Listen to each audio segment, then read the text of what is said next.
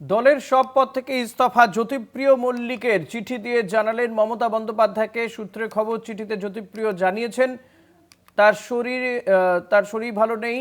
তার চিঠিতে তিনি লিখছেন যে আমার 350 সুগার, আমার কিডনি বিকল, আমার পক্ষে দলের দায়িত্ব পালন করা সম্ভব না।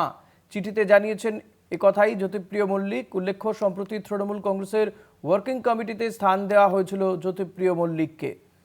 প্রাক্তন খাদ্যমন্ত্রী জ্যোতিপ্রিয় মল্লিক তিনিও এবার দলের সব পদ থেকে ইস্তফা দিলেন। জ্যোতিপ্রিয় মল্লিককে মাত্র কিছুদিন আগেই তৃণমূল কংগ্রেসের ওয়ার্কিং কমিটিতে জায়গা দিয়েছিলেন মমতা বন্দ্যোপাধ্যায়, কিন্তু সেই মমতা বন্দ্যোপাধ্যায়কে চিঠি দিয়েই দলের সব পদ থেকে অব্যাহতি চাইলেন জ্যোতিপ্রিয় মল্লিক। রাজ্যের প্রাক্তন খাদ্যমন্ত্রী এবং রেশন দুর্নীতি মামলাতে অভিযুক্ত তিনি। সেই জ্যোতিপ্রিয় মল্লিকও এবার মমতা বন্দ্যোপাধ্যায়কে চিঠি দিয়ে দলের সব পদ থেকে ইস্তফা দিলেন।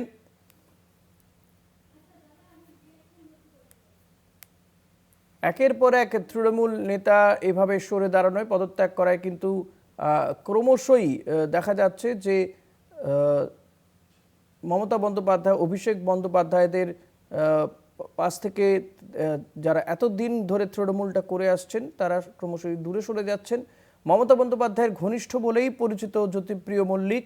1998 সালে তৃণমূল কংগ্রেস তৈরি হওয়ার দিন থেকেই জ্যোতিপ্রিয় মল্লিক তৃণমূলের সঙ্গে ছিলেন। মমতা বন্দ্যোপাধ্যায় নির্বাচনী প্রচারেও বারবার তিনি বলেছেন যে তাকে রেশন দুর্নীতি মামলাতে ফাঁসানো হয়েছিল, তিনি ভালো মানুষ এবং প্রচুর কাজ করেছেন জ্যোতিপ্রিয় মল্লিক। এই কথা বারবার নির্বাচনী প্রচারে গিয়েও মমতা বন্দ্যোপাধ্যায় বলেছেন। এই কিছুদিন আগে এই 26-এর নির্বাচনের প্রচারে, যদিও এবারের নির্বাচন থেকে নির্বাচনে জিততে পারেননি জ্যোতিপ্রিয় মল্লিক। এই মুহূর্তে আমরা টেলিফোনে যোগাযোগ করতে পেরেছি বিজেপি সাংসদ রাহুল সিনহার সঙ্গে। রাহুল দা, স্বাগত আপনাকে। জ্যোতিপ্রিয় মল্লিক তিনিও এবার দলের সমস্ত পদ থেকেই সরে দাঁড়ালেন, ইস্তফা দিয়েছেন মমতা বন্দ্যোপাধ্যায়কে চিঠি লিখে। কি বলবেন? দেখুন, ব্যাপার হচ্ছে একটা রাজনৈতিক দল চলে আদর্শের জন্য, একটা উচিত প্রোগ্রামের জন্য, জনসেবার জন্য, গণতন্ত্রের জন্য। তৃণমূলে কোনোটাই ছিল না। তৃণমূলের তিনটে জিনিস: তোলাবাজি, কাটমানি আর সন্ত্রাসবাদ। এই তিনটে জিনিসের উপর ভিত্তি করে তৃণমূল কংগ্রেস ছিল। যতদিন আপনার তৃণমূল কংগ্রেস সরকার ছিল ততদিন রেশন ছিল, রেশন থেকে চাল চুরি করা যেত। কিন্তু এখন রেশনও নেই, চাল চুরিরও কোনো রাস্তা নেই। জেল খাটার সম্ভাবনা আরো বেশি প্রবল হচ্ছে আবার। এবং তার সাথে সাথে যেটা দেখা যাচ্ছে যে সন্ত্রাসবাদেরও কোনো ঠাঁই নেই পশ্চিমবাংলায়। যে কারণে করবে কি, যারা এই কারণের জন্য মিলেছিল তারা এখন সব ছেড়ে দিচ্ছে মমতা ব্যানার্জিকে। আর দ্বিতীয় কথা হচ্ছে যে ভারতবর্ষে আজ পর্যন্ত এই ঘটনা ঘটেনি যে 1.5 মাসে এত বড় একটা পার্টি প্রায় শেষ। এই পার্টির কোনো অস্তিত্বই নেই।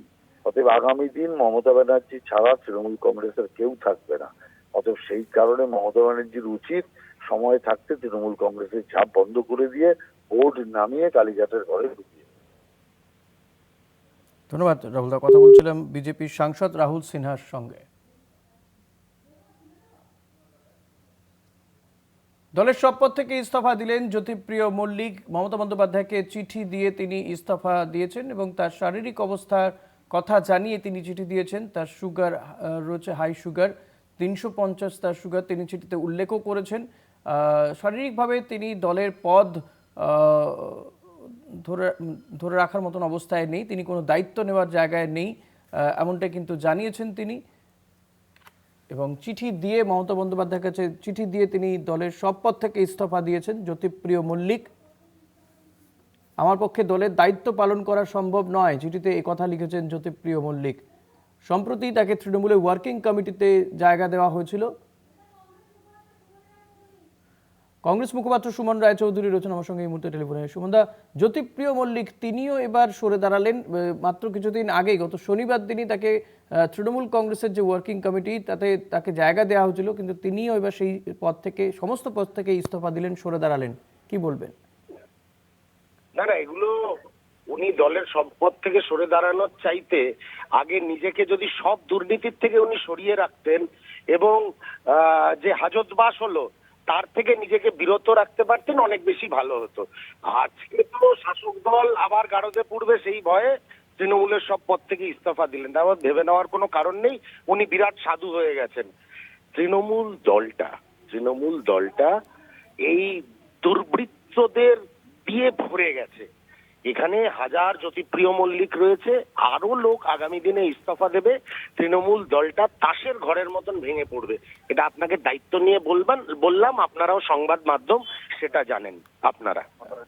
সুমনদা, হঠাৎ করে দলটার এরকম অবস্থা হলো কেন? কারণ ক্ষমতা যে থেকে দলের কোনো আদর্শ থাকে না, যে দলটা অর্থের ভিত্তিতে তৈরি হয়, যে দলটা নিজেদের মানি মেকিং মেশিনে পরিণত করে, সেই দলের এটাই হচ্ছে পরিণতি। তৃণমূল কংগ্রেসের এটাই হচ্ছে পরিণতি। এটাই হওয়ার ছিল, এটাই হয়েছে, এতে আমরা এক বিন্দুও অবাক হইনি। ধন্যবাদ সুমনদা। কথা বলছিলাম কংগ্রেস মুখপাত্র সুমন রায়চৌধুরীর সঙ্গে।